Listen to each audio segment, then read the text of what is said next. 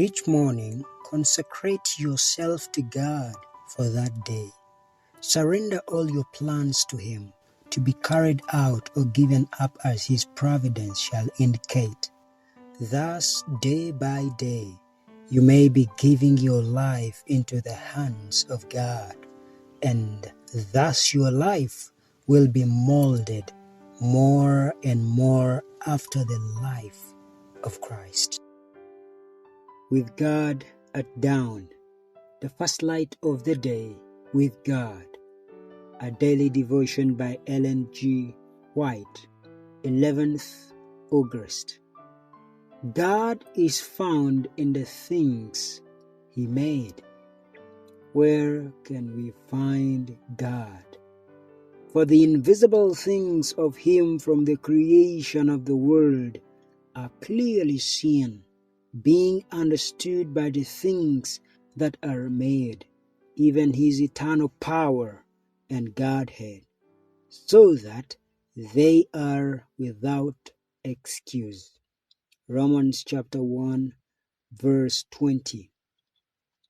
In dwelling upon the laws of matter and the laws of nature, many lose sight of, if they do not deny, the continual and direct agency of God. They convey the idea that nature acts independently of God, having in and of itself its own limits and its own powers wherewith to work. In their minds, there is a marked distinction between the natural and the supernatural. The natural is ascribed to ordinary causes and connected with the power of God.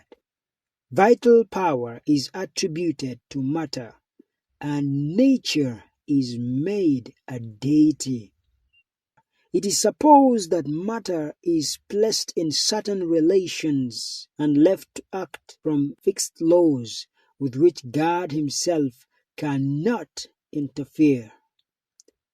That nature is endowed with certain properties and placed subject to laws, and is then left to itself to obey these laws and perform the work originally commanded.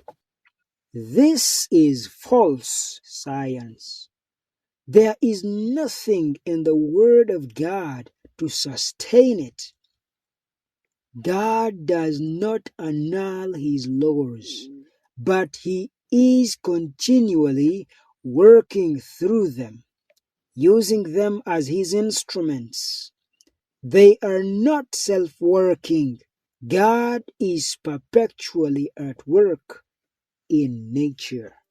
She is His servant, directed as He pleases. Nature, in her work, testifies of the intelligent presence and active urgency of the being who moves in all His works according to His will. It is not by an original power inherited in nature that year by year the earth yields its bounties and it continues its march around the sun. The hand of infinite power is perpetually at work, guiding this planet. It is God's power momentarily exercised that keeps it in position in its rotation.